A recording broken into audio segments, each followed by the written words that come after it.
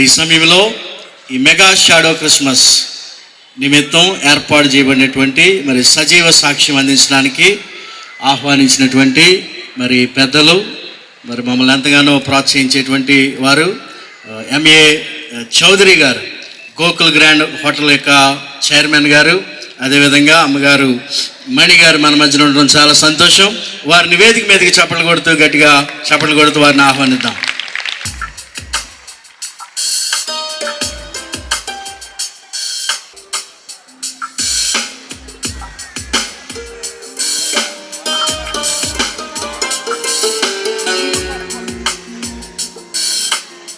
ఈ సమయంలో ఈ కార్యక్రమం నిమిత్తం ఏర్పాటు చేయబడినటువంటి వారి యొక్క సజీవ సాక్ష్యాన్ని చెప్పడానికి మనం ఆహ్వానించినటువంటి ఎంఏ చౌదరి గారు, అదేవిధంగా శ్రీమతి మణి గారు మన మధ్యలో ఉంటా ఉన్నారు.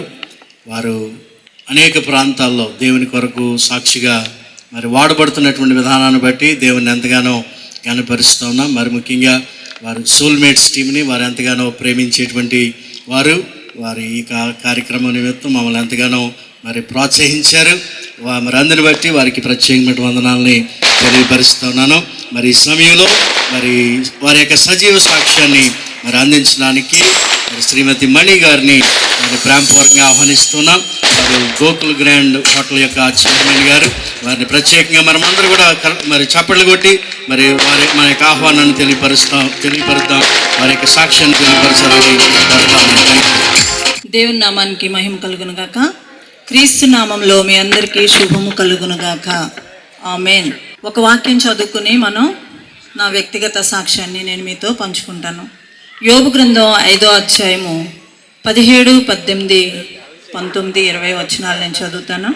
దేవుడు గద్దించు మనుషుడు ధన్యుడు, కాబట్టి సర్వశక్తుడగు దేవుని శిక్షను తృణీకరింపకుము. ఆయన గాయపరిచి గాయమును కట్టును, ఆయన గాయము చేయును, ఆయన చేతులే స్వస్థపరచును. 6 బాధల్లో నుండి ఆయన నిన్ను విడిపించును. 7 బాధలు కలిగినను నీకు ఏ కీడును తగలదు.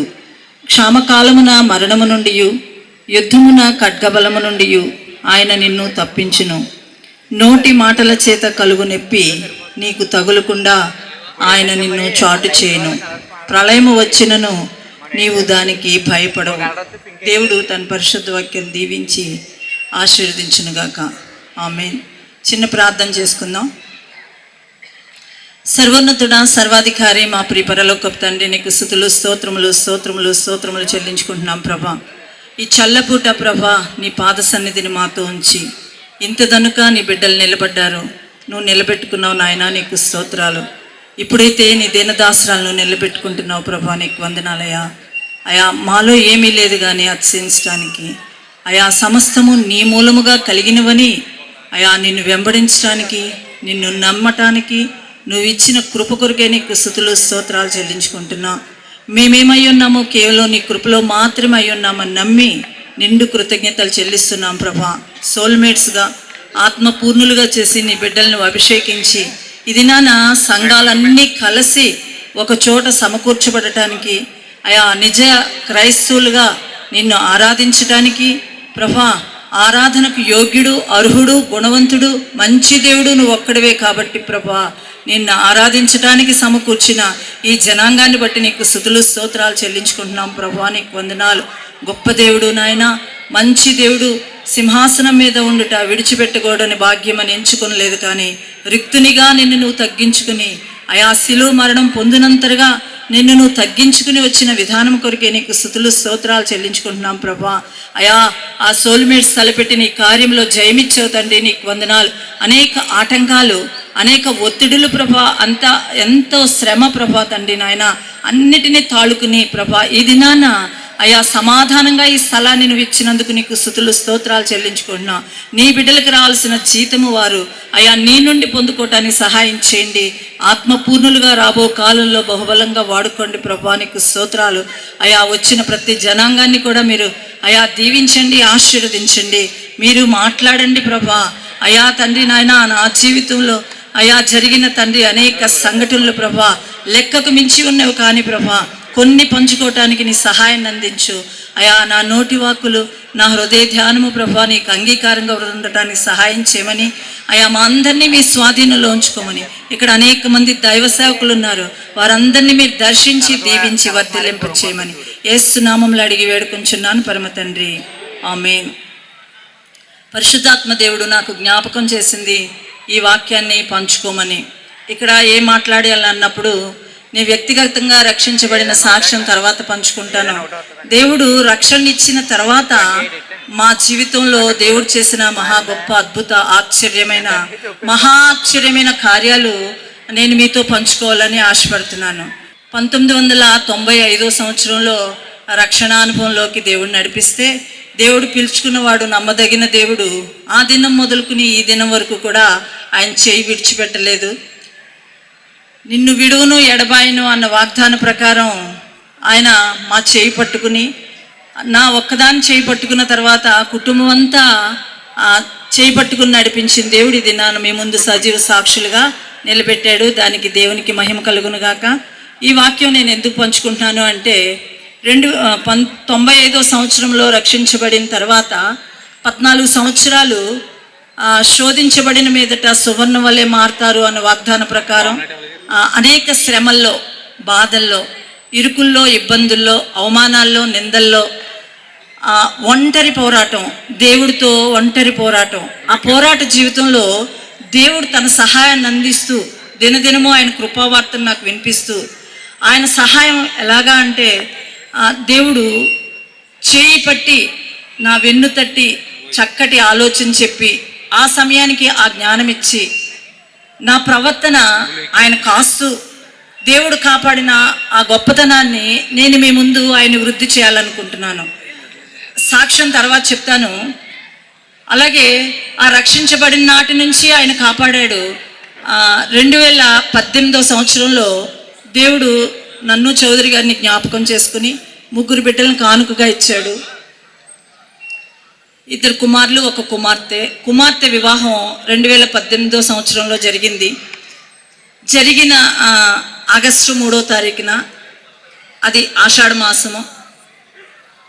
ఒక సేవకుడు కుటుంబంలో బిడ్డను ఇవ్వటానికి దేవుడు నిశ్చయించాడు. అలాగే ఆగస్టు 3వ తారీఖున రాజమండ్రి ప్రాంతంలో సెయింట్ పీటర్స్ లూథరన్ చర్చిలో వివాహం జరిగింది. వివాహం జరిగిన తర్వాత రిసెప్షన్ కార్యక్రమం షెల్డన్ హోటల్లో జరిగింది. ఆ జరుగుతున్న సమయంలో బిడ్డల్ని అందరూ ఆశీర్వదిస్తున్నారు. ఆశీర్వదించిన సమయంలో ఇలా స్టేజ్ మీద నుంచి చౌదరి గారు పడిపోయారు. పడిపోయిన తర్వాత ఆయనకి కాలు విరిగింది. తుంటి నరం అంటారు కదా, తుంటి నరం విరిగింది. ఒక పక్కన పెళ్లి హడావిడి, బంధువులు, స్నేహితులు. అంటే ఆ సందర్భంలో ఆయన గోలగోలగా ఏడుస్తున్నారు. కాలు విరిగిపోయింది, చుట్టూ జనం గుమిగూడారు. ఆ మనిషిని హాస్పిటల్కి తీసుకెళ్లారు. కానీ దేవుడు మహాకృప, అక్కడ బిడ్డల ఫంక్షన్ ఆగకుండా దేవుడు ఆ సమయానికి ఆ జ్ఞానం ఇచ్చి వచ్చిన వాళ్ళందరినీ రిసీవ్ చేసుకుని ఆ సమయంలో అయితే ఆయనకి రాడ్ వేశారు. తర్వాత ఆపరేషన్ జరిగింది. ఎందుకు ఈ మాట జ్ఞాపకం చేస్తున్నాడు అంటే, దేవుడు గద్దించు మనుషుడు ధన్యుడు. ధన్యత ఆశీర్వాదం, ధన్యత అదృష్టం, ధన్యత ఆ శుభం. మన జీవితాల్లో దేవుడు ఏది ఇస్తే అది తీసుకోవటానికి మనం రక్షించబడిన తర్వాత 14 సంవత్సరాలు ప్రతిరోజు కన్నీరు కార్చి ఆ వ్యక్తి కోసం ప్రార్థన చేసి అలసిపోయి సొమ్మసిల్లిన వేళలో దేవుడు ఆ వ్యక్తిని రక్షించుకున్న ఆ విధానానికి దేవునికి ఎంతగానో నేను రుణస్థురాల్ని. అయితే ఆయన కాలు ఇరిగిపోయి హాస్పిటల్కి వెళ్ళిన టైంలో బిడ్డ వివాహం జరుగుతున్న శుభ సందర్భంలో అప్పుడు కూడా దేవుణ్ణి దూషించాలని కానీ, దేవుడు ఇలా ఎందుకు చేశాడో అని కానీ ఒక్క మాట కూడా దేవుడు మా నోట నుంచి రానివ్వల. దేవుడు మహాకృప. వచ్చిన అన్యులందరూ సాక్ష్యం చెప్పారు, మీ దేవుడు గొప్ప దేవుడు. అదే తలకు తగిలి ప్రాణం పోతే నిజంగా దేవుడు గొప్ప దేవుడు. చాలా ఇరుకు స్థలం అది. స్టేజ్కి గోడకి కొద్దిగానే స్థలం ఉంది. ఈ మనిషి పూర్తిగా పట్టేంత కూడా లేదు. ఆ స్థలంలో కాలు మాత్రం దేవుడు విరిచాడు, కానీ దేవుడు ప్రాణానికి ఎటువంటి అపాయమో కలగనివ్వల. దేవునికి మహిమ కలుగునుగాక. అలాంటి సమయంలో వివాహం కొరకు ప్రార్థన చేశామా అంటే చాలా సంవత్సరాల నుంచి ప్రార్థన చేస్తున్నాం. వివాహం అనుకున్న తర్వాత ప్రతిరోజు కూడా ప్రార్థన చేసేవాళ్ళం. ఒక కుటుంబంలో ఒక కార్యం జరగాలి అంటే ప్రార్థన విశ్వాసం. ఆ విశ్వాసంలో కట్టబడటానికి రోజు కొంతమందిగా మేము కూడుకుని మా ఇంట్లో ప్రార్థన చేసేవాళ్ళం. బిడ్డ వివాహం జరగటానికి, ఆయన మహిమ కార్యం జరగటానికి. అయ్యా, అక్కడ మనుషులు ఎవరు గణపరచబడకూడదు, దేవుడు నువ్వు మాత్రమే గణపరచబడాలన్నప్పుడు చాలా అద్భుతంగా, ఆశ్చర్యంగా అందరూ వివాహాలు చేస్తారు. కానీ పిన్ డ్రాప్ సైలెన్స్లో ఆ వివాహం దేవుడే వచ్చి కార్యం చేశాడు, దేవుడే వచ్చి వివాహం చేశాడు అని అక్కడ సంఘ కాపరులందరూ సాక్ష్యం చెప్పారు. దేవునికి మహిమ కలుగును గాక. అలాంటి సందర్భంలో ఈ వచ్చిన శోధన, దేవుడు మాట్లాడుతున్నాడు కదా, శోధన సహించువాడు ధన్యుడు, అతడు దేవుడు ప్రేమించే వారికి ఇచ్చే జీవకిరీటం పొందుకుంటాడు అని. దేవుడు జీవకిరీటం ఇస్తాడు అని చెప్పి నమ్మి దేవుడిని వెంబడిస్తున్న టైంలో మమ్మల్ని గద్దించాడు దేవుడు. ఎందుకు అనేది దేవుడికి తెలుసు. ఆయన గద్దింపు లేకుండా మా బ్రతుకులో ఏమి కూడా జరగలేదు. అదే సంవత్సరంలో దేవుడు 2 మాసాలు చౌదరి గారు బెడ్ మీద ఉన్నారు. అన్ని బెడ్ మీదే జరుగుతున్నాయి. కాకినాడ తీసుకొచ్చి సాయి సుధా హాస్పిటల్లో ఆపరేషన్ చేయించాం. చౌదరి గారు కొంచెం కర్ర పట్టుకుని నడుస్తున్నారు, అడుగులేస్తున్నారు అనే టైంకి నాకు తల్లిని ఇచ్చాడు దేవుడు.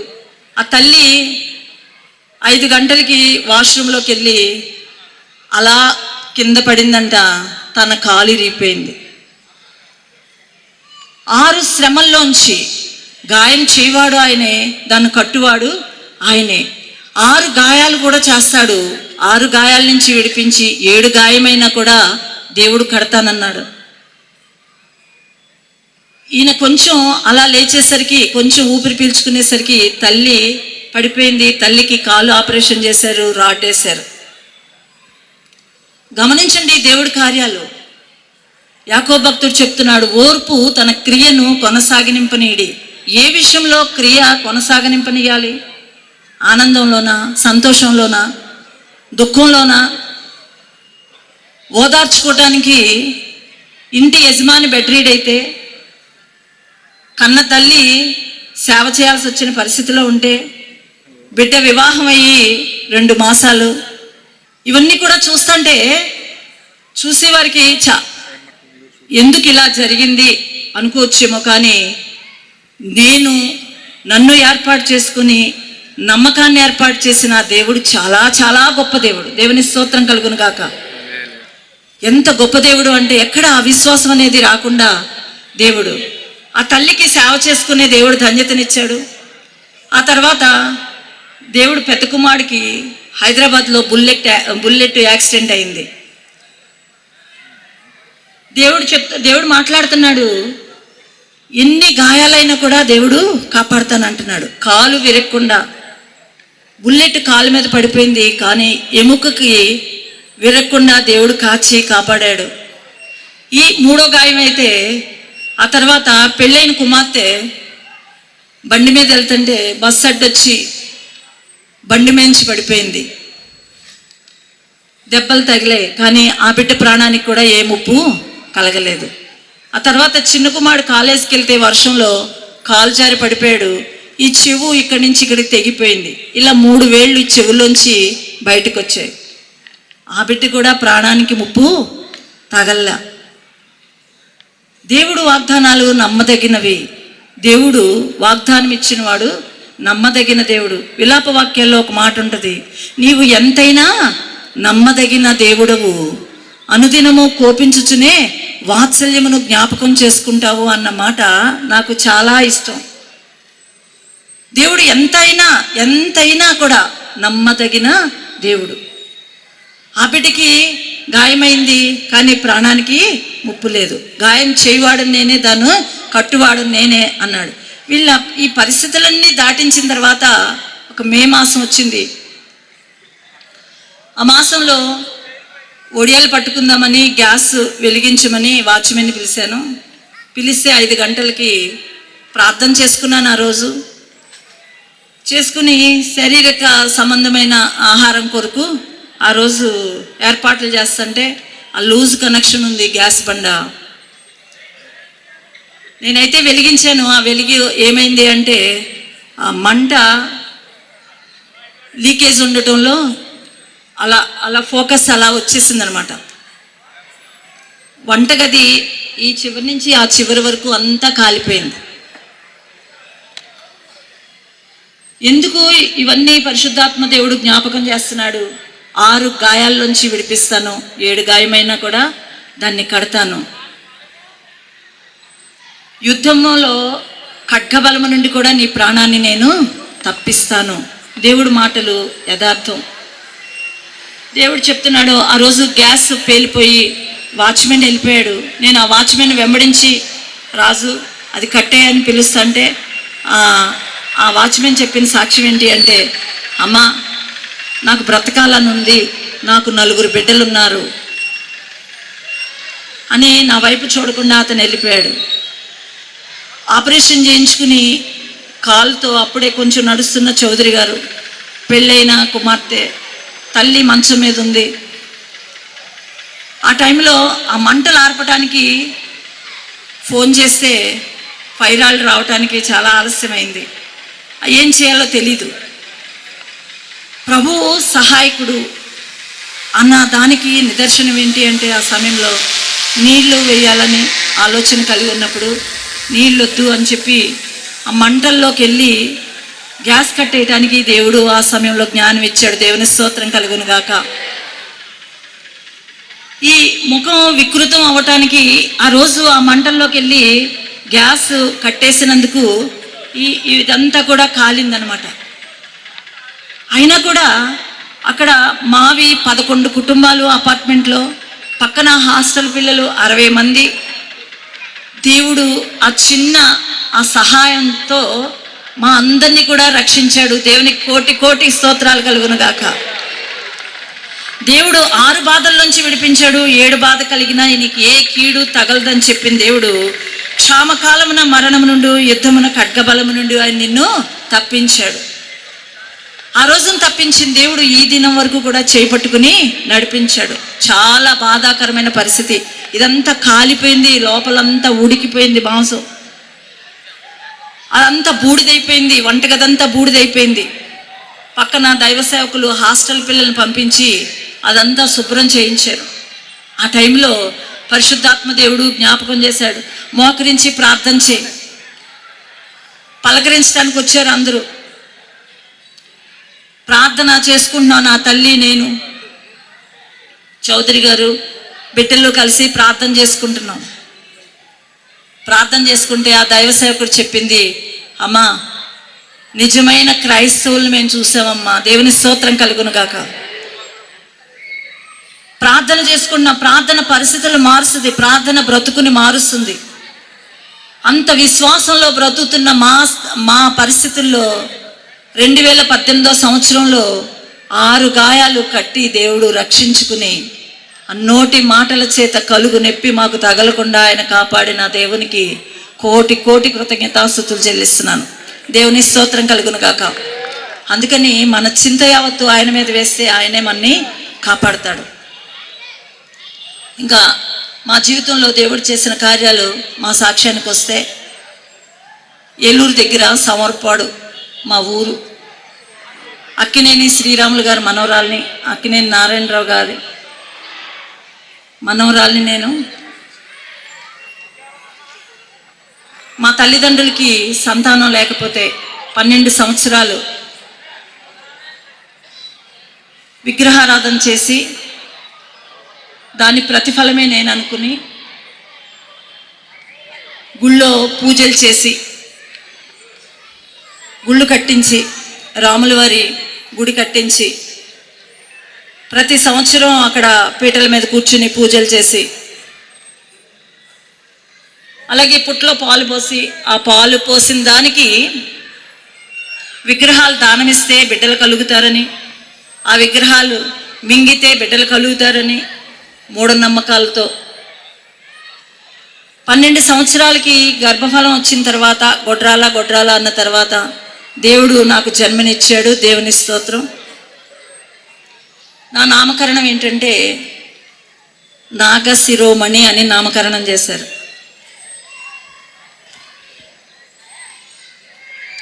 తల్లి గర్భంలో ఉండకముందే నేను నిన్ను ఎరిగి ఉన్నానన్న దేవుడు ఆ క్షణం నుంచి కూడా ఒక ప్రత్యేకమైన, ఆ ఇంట్లో విగ్రహారాధన జరుగుతున్న ఇంట్లో ఒక ప్రత్యేకమైన దానిగా ఏర్పాటు చేసుకుని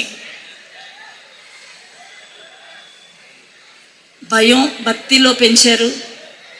ఆ భక్తిలో పెరుగుతున్న మాకు దేవుడు నేర్పిన పాఠాలు ఏంటి అంటే, మా తల్లిదండ్రులు ఏది బోధిస్తే అది వినాలని, ఏది చెప్తే అది చేయాలని. యుక్త వయసు వచ్చిన తర్వాత వివాహం చేయాలని ఒక ఆలోచన కలిగి ఉన్నప్పుడు 410 ఎకరాల ఆసామి జమీందారి మనోడితోటి అప్పన్న చౌదరి గారితో నా వివాహం దేవుడు నీకు చేయించాడు. అది నాన్న నిశ్చయించిన తర్వాత చాలామంది వచ్చి చెప్పారు, అతను నువ్వు వివాహం చేసుకోవద్దు, అతనికి అన్ని అలవాట్లు ఉన్నాయి, నువ్వు వివాహం చేసుకోవద్దు, ఆస్తులు పాడు చేసుకున్నారు అని చెప్పారు. మా నాన్నగారు చెప్పారు, నీకు సంబంధం కుదిరింది అని చెప్పాము అందరితోటి. పల్లెటూరులో సంబంధం చెడిపోతే గనక ఆడపిల్లది తప్పంటారు, కాబట్టి నువ్వు అతన్ని పెళ్లి చేసుకోవాలి. దేవుడు అలాగే తల వంచాడు. అంటే ఆయన చిత్తం లేకుండా మన జీవితంలో ఏది జరగదు. కాబట్టి ఆ రోజున ఆయన్ని వివాహం, అందరి మాటలు విని వివాహం చేసుకోకుండా ఉంటే ఈ గొప్ప రక్షణ భాగ్యం మా ఇంట్లో కలిగేది కాదు. ఈ రక్షణ భాగ్యం కొరికే ఆ దినాన మమ్మల్ని ఒక పాత్రలుగా దేవుడు నిలబెట్టుకుని వాడుకున్నాడు. దానిని బట్టి దేవునికి స్తోత్రం కలుగునుగాక. ఎందుకు ఈ మాటలు దేవుడు జ్ఞాపకం చేస్తున్నాడంటే, ఒకనాటి ప్రసవేదన ఒక ఆత్మను కనటానికి సరిపోదు. వివాహం అయిన తర్వాత విగ్రహాలు చేస్తున్నాను, చాలా వాటికి తల్లిదండ్రులు నేర్పిన భక్తి, ఆ భయం, ఆ ప్రపంచం, మా ప్రపంచం వేరు. ఆ ప్రపంచంలో విగ్రహారాధన చేస్తున్నాను. ప్రతి విగ్రహం దగ్గరికి వెళ్ళి నువ్వేమన్నా మారుస్తావా అయ్యా, నా జీవితంలో నీ సమాధానం దొరుకుతుందా, నాకు నువ్వు సమాధానం ఇస్తావా అని చెప్పి చాలా విగ్రహాలకి నేను పూజలు చేశాను, ఉపవాసాలు ఉన్నాను, నన్ను నేను తగ్గించుకున్నాను. ఎక్కడి నుంచి నాకు సమాధానం రాలేదు. ఇంట్లో ఒత్తిళ్ళు పెరిగిపోతున్నాయి, అవమానాలు పెరిగిపోతున్నాయి. అలాంటి సమయంలో వివాహం అయిన తర్వాత 3 సంవత్సరాలకి రక్షణానందం గారని ఆయన కన్వర్ట్ అయ్యి దేవుని మందిరం నిర్మాణం చేసుకుని సేవ చేసేవారు. ఏలూరు పడమటి వీధిలో. ఒకరోజు వెళ్తా అమ్మా ఒకసారి చర్చికి వచ్చి ప్రార్థన చేసుకో, ఎందుకో నీ ముఖం విచారంగా ఉందమ్మా అని చెప్పి ఆ పిలిచిన పిలుపు. సమస్త భారం వహించిన వాళ్ళారా నా ఎద్దకు రండి, నేను మీకు విశ్రాంతి కలగజేస్తానన్న దేవుని వాగ్దాన ప్రకారం ఆ రోజు రా అని పిలిచిన పిలుపు ఈరోజు మీ ముందు నిలబెట్టింది. దేవుని స్తోత్రం కలుగును గాక. ఆ రోజున మందిరంలో ప్రవేశించడానికి భయం, ఇంట్లో మాట్లాడటానికి భయం, ఎదురు చెప్పడానికి భయం. మారు మనసు, పాపక్షమాపణ అంటే ఏంటి అనేది మీరు చౌదరి గారిని చూస్తేనే అర్థమవుతుంది. ఒకప్పటి చౌదరి గారు వేరు, ఇప్పుడు చౌదరి గారు వేరు. ఇది దేవుడిచ్చిన రూపం, దేవుడిచ్చిన మార్పు, దేవుడిచ్చిన నూతనమైన సృష్టి. ఆయన దేవుని స్తోత్రం కలుగును గాక. ఒకప్పుడు జీవితం వేరు, భయం భయం భయం. ఇలా నిలబడి మాట్లాడటానికి కానీ, ఎదురు సమాధానం చెప్పడానికి కానీ ఈ అవకాశం లేని బ్రతుకుల్లో దేవుడు మహాభాగ్యం. ఆనాటి ప్రసవేదన సరిపోదని చెప్పి 14 సంవత్సరాలు మా నాన్నగారు పెళ్లి చేసి పంపిస్తా ఒక మాట చెప్పారు, అత్తిల్లైనా అమ్మిల్లైనా ఆ ఇల్లే, పుట్టింట్లో నా విలువ నిలబెట్టావు, అత్తగారింట్లో నా గౌరవం నిలబెట్టు, పెట్టి పట్టుకుని ఎప్పుడు నా గోడపై ఎక్కొద్దు. దేవుని స్తోత్రం కలుగును గాక. ఏ కష్టం చెప్పుకోవటానికి పుట్టింటికి వెళ్ళటానికి అవకాశం లేని పరిస్థితి. ఎవరితో చెప్పుకోవాలి? రక్షణానందం గారు పిలిచిన పిలుపు, ఇన్ని విగ్రహాలకి నేను పూజ చేశాను కదా, ఏ విగ్రహం నా మొర వినలేదు, నా జీవితంలో ఏ కార్యం జరగలేదు కదా, నాకు మనశ్శాంతి లేదు, నాకు సమాధానం కావాలి. అప్పుడు నాలో ఒక ఆలోచన వచ్చి దేవుడు పుట్టించాడు. ఒకసారి యేసు ప్రభు దగ్గరికి వెళ్తే, ఒకసారి మందిరానికి వెళ్ళి ప్రార్థన చేసుకుంటే, సేవకులు రమ్మన్నారు, వెళ్ళి ప్రార్థన చేసుకుంటే నా బ్రతుకులో ఏమైనా మార్పు ఉంటుందేమో, నా బ్రతుకును బాగు చేయగలడేమో. నాకు బైబిల్ గురించి తెలీదు, ఎలా ప్రార్థన చేయాలో తెలియదు, ఏమీ తెలియదు. కానీ అప్పటికి నాకు ఒక చంటి బిడ్డ ఉన్నాడు. ఆ బిడ్డను తీసుకుని మందిరానికి వెళ్ళి ఒక రోజున ప్రార్థన చేసుకున్నాను. సేవకులు కూడా, అమ్మ మీ కొరకు మేము ప్రార్థన చేస్తాం. నేను అడిగానప్పుడు, జమీందారీ కుటుంబంలోంచి వచ్చిన ఆయన, ప్రాపర్టీస్ అయితే ఉన్నాయి కానీ లిక్విడ్ అమౌంట్ ఉండేది కాదు ఆ సమయంలో. ప్రభువా, ఆర్థికపరమైన ఇబ్బందులు కలిగి ఉన్నాం కదా, ఆయన ఏమైనా ఉద్యోగం చేస్తే బాగుంటుంది అని అంటే, ఆయన ఏమన్నారంటే, నా దగ్గర జీతగాళ్ళకి నేను ఆ రోజుల్లో 5,000 రూపాయలు జీతం ఇస్తున్నాను, నేను ఒకరి దగ్గర పని చేయటం ఏంటి, ఇంకెప్పుడు నా దగ్గర ఈ ప్రస్తావన తేవద్దు అని చెప్పారు. నాకెవరితో చెప్పుకోవాలి? తల్లిదండ్రులు రావద్దన్నారు పెట్టుకుని, ఏ ఇంటికి వెళ్ళటానికి నాకు అవకాశం లేదు. అలాంటి సమయంలో దేవుని దగ్గరికి వెళ్ళి, ప్రభువా ఇన్ని పూజలు చేశాను, ఎక్కడా నాకు ఏ సమాధానం లేదు, నీ దగ్గరకు వచ్చానయ్యా, నువ్వు ఆయనకు ఉద్యోగం ఇచ్చి ఉద్యోగం చేయించితే గనక నిన్నే వెంబడిస్తాను ప్రభా, నేను మళ్ళీ వెనక్కి తిరిగి చూడను. వచ్చి రాని ప్రార్థన దేవుని సన్నిధిలో విరిగిపోయి నలిగిపోయి ఆ కన్నీటితో చేసిన ఆ ప్రార్థన 15 రోజులు మా కోసం సంఘం ప్రార్థన చేసింది. ఆ దేన సేవకుడు ప్రార్థన చేశారు. నేను బిడ్డ కలిసి మోకరించినప్పుడు దేవుడు అత్యద్భుతంగా, ఏ వ్యక్తి అయితే నేను ఒకడి కింద పని చేయను అన్నారో ఆ వ్యక్తి నేను ఉద్యోగం చేస్తాను, దేవుని స్తోత్రం కలుగును గాక. అది తన జీతగాడికి 5,000 రూపాయలు ఇచ్చి తను ఒకరి కింద 1,800 జీతానికి దేవుడు ఒప్పించిన గొప్పతనానికి దేవుని స్తోత్రం కలుగును గాక. దేవుడు కార్యాలు, ఆశ్చర్య కార్యాలు, అద్భుత కార్యాలు, ఆయన ప్రణాళిక వేరు. మనం ఎన్నో ఊహిస్తాం. ఎందుకంటే దేవుడు చెప్తున్నాడు, నరుల ఆలోచనలు అనేకము కానీ యెహోవా యొక్క తీర్మానమే స్థిరము స్థిరము స్థిరము. ఆయన యొక్క తీర్మానం మన జీవితాల్లో స్థిరము.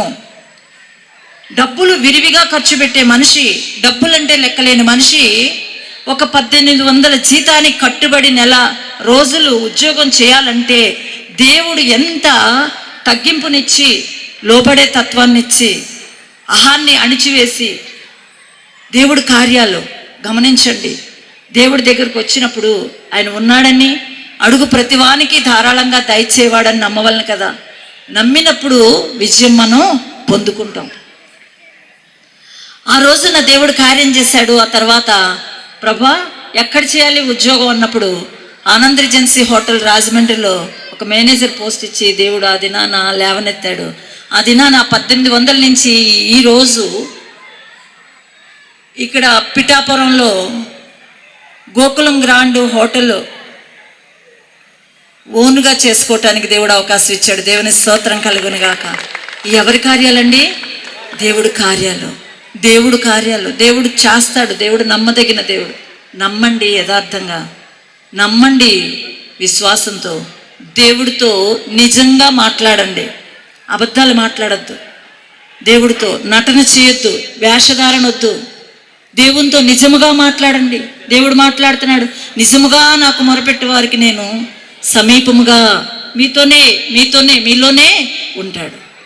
ఎప్పుడైతే యెషయా గ్రంథం 26:3 చెప్తున్నాడు కదా, ఎవని మనసు నీ మీద అనుకున్నో వానిని పూర్ణ శాంతి గలవానిగా కాపాడుదు.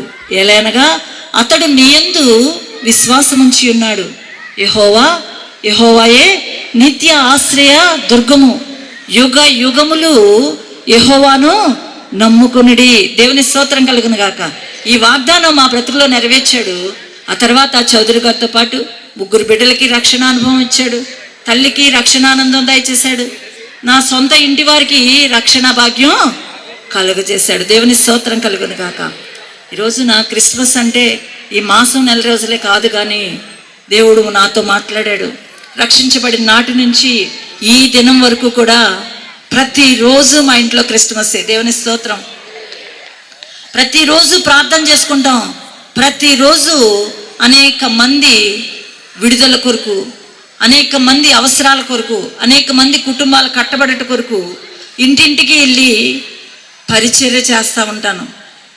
అనేక మందిని నడిపిస్తా, అనేక మందితో కలిసి వారి భారం పంచుకుంటా ఆ కుటుంబాలు కట్టినప్పుడు దేవుడు ఎంత సంతోషమో, ఎంత సమాధానమో ఆ కుటుంబాల్లో. దేవుడు మాకిచ్చాడు సమాధానం. ఇలా దేవుడు హెబ్రీయులకు రాసిన 10వ అధ్యాయంలో చెప్తున్నాడు 35లో, ఆయన ఇచ్చే బహుమానం పొందుకోవటానికి మీకు గొప్ప ఓరిమి అవసరమై ఉంది. కాబట్టి మీ ధైర్యముని విడిచిపెట్టకుడి, దానికి ప్రతిఫలంగా గొప్ప బహుమానము కలుగును. దాని ప్రతిఫలంగా ఏ బహుమానాలంటే దేవుడిచ్చే బహుమానం. శూన్యంలో సమస్తాన్ని చేయగలిగిన దేవుడు మా జీవితంలో కూడా శూన్యమే. 5 ప్రాణాలు మాత్రం దేవుడు ఉంచాడు. ఆ తర్వాత అన్నీ తీసేసి యోబు జీవితంలో ఏవైతే తీసేశాడో మరలా తిరిగి అనుగ్రహించాడో, అలాగే మా జీవితంలో కూడా మా తాతగారిది 600 ఎకరం సోమర్పాడు పట్టణం, ఆ పల్లెటూర్లన్నీ కూడా మావే. మీరు అక్కినేని శ్రీరాములు గారు అంటే ఎవరైనా చెప్తారు. ఏలూరు దగ్గర 600 ఎకరం పొలాలు లేవు. ఈ రోజున ఆస్తులు లేవు, అంతస్తులు లేవు. కానీ ఆయన పుట్టిన భయభక్తులు మాత్రం దేవుడు ఆయన భయంగా మార్చుకుని, ఆయన భక్తిగా మార్చుకుని ఇది నన్ను సజీవుల గుంపులో ఉంచి ఆయన మహింపరచడానికి మమ్మల్ని నిలవబెట్టుకున్నాడు. దేవుని స్తోత్రం కలుగును గాక. దేవుడు ఈ రోజు నా సజీవుల గుంపులో ఉంచకపోతే అనేక మరణాల నుంచి తప్పించి, తల్లి ఈ నా కుమారుడు మారడు అని తల్లి కొడుకును విడిచిపెట్టి వెళ్ళిపోయిన పరిస్థితిలో నాకు వివాహమైన కొత్త ఎలాగా మీరే విడిచిపెడితే నేను ఎలా ఉండను నేను ఇక్కడ అని అడిగిన సందర్భంలో నువ్వు కూడా వెళ్ళిపో. ఒక తల్లి కుమారుడితో చెప్పి కుమారుడు మారడు అని వెళ్ళిపోతున్న సమయంలో ఎలా ఉండను నేను, మీరే వెళ్ళిపోతే అన్న టైంలో నువ్వు కూడా వెళ్ళిపో మీ పుట్టింటికి అన్న సందర్భంలోంచి దేవుడు మహాగణుడును, మహాపరిశుద్ధంలో నివాసం చేయవాడును, మహిమాన్వితుడైన ఆ దేవుడు, దేవాతి దేవుడు నలిగిన వారి ప్రాణమును ఉజ్జీవింపు చేయుటకును, విరిగిన వారి ప్రాణమును ఉజ్జీవింపు చేయుటకును, వినయము గల వారి యొద్దను దీన మనసు గల వారి యొద్ద నివాసం చేస్తానన్న దేవుడు ఆ దీనత్వంలో అమరత్వం చూడటానికి ఈ దినానికి కృపనిచ్చాడు. దేవుని స్తోత్రం కలుగును గాక. ఎంతటి భాగ్యం అంటేనండి, మీరు నమ్మరు, ఈ హోటల్ తీసుకున్నప్పుడు మా చేతిలో ₹1 లేదు. సాక్ష్యాలంటే జ్వరం వచ్చి తగ్గిందనో, నొప్పి వచ్చి తగ్గిందనో, మా అప్పు తీరిందనో మనం సాక్ష్యాలు చెప్పటం కాదు. ఒక ఆత్మ రక్షించబడటానికి చౌదరి గారు మీ ముందున్నారు కాబట్టి ఆయన సాక్ష్యం ఆయనకే విడిచిపెడతాను. ఒక వ్యక్తి రక్షించబడాలి, రక్షించబడిన తర్వాత అతను పరిపూర్ణమైన మారు మనసు, మామూలు బలహీనతల నుంచి ఆయన విడిపించలేదు. 18వ సంవత్సరం మొదలుపెట్టిన డ్రింక్ చేయటం 22 సంవత్సరాలు ఏకదాటిగా డే అండ్ నైట్. ఆస్తులు పోయినాయి, అభిమానాలు పోయినాయి, గౌరవం పోయింది, మర్యాద పోయింది, బంధువులందరూ వెలివేసిన పరిస్థితి. ఆ స్థితిలోంచి దేవుడి దినాన్ని నిలబెట్టిన స్థితి. దేవుని స్తోత్రం కలుగును గాక.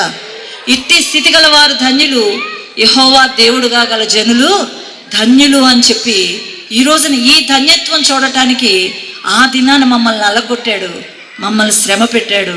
ఆ శ్రమలో మాకు తోడై ఉన్న దేవుడు, మమ్మల్ని విడిపించి గొప్ప చేసిన దేవుడు. దేవుని స్తోత్రం కలుగును గాక. ₹1 లేదు. బేబీరావు గారు అంటే మీకు అందరికీ తెలిసే ఉంటుంది. బేబీరావు గారి దగ్గర ఎంప్లాయీగా వచ్చారు చౌదరి గారు. ఎంప్లాయీగా వచ్చి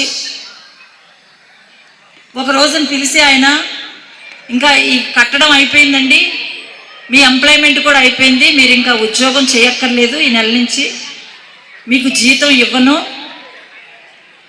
మీరు ఓనర్ అయిపోండి దీనికి అని చెప్పారు.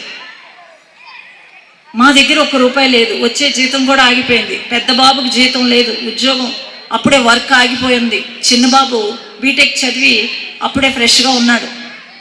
ఏ ఎంప్లాయ్మెంట్ లేదు, ఏ ఉద్యోగం లేదు. ప్రార్థన చేసామండి, 7 మాసాలు ప్రార్థన చేసాం. ప్రార్థన ప్రార్థన ప్రార్థన. ప్రభువా, ఆయన ఆఫర్ ఇచ్చారు, మా దగ్గర ఏ అవకాశం లేదు నాయన, తీసుకోవడానికి ఏ అవకాశం లేదు. ఉన్న ఉద్యోగం కూడా పోయింది, ఈ మాసం నుంచి బ్రతకడానికి కూడా కష్టం.